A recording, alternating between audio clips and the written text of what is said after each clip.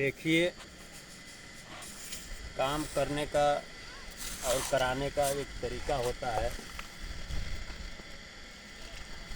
मान लीजिए माल एक ही बार आप बनवा दिए, सुबह बनवाए और दोपहर तक चला या शाम तक चलेगा, तो ये सीमेंट बालू का ये नियम नहीं है। अगर आपको काम में मजबूती आप चाहते हैं तो माल 1 से 1.5 घंटे में ख़त्म हो जाना चाहिए।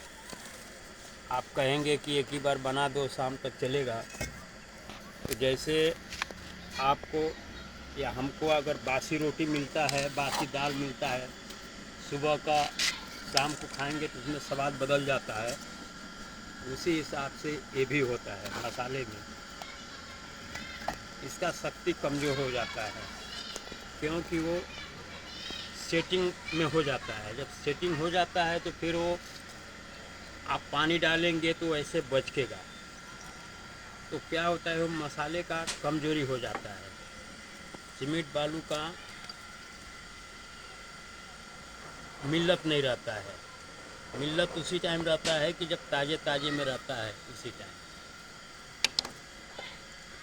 और दूसरा सवाल, ये जो लिंटर उंटर होता है, कंक्रीट छत का स्लैब जब ढलाई होता है वो तो मशीन से मान लीजिए आता है माल, ठीक है वो, और वो भी माल आता है तो पानी के जैसे नहीं होना चाहिए।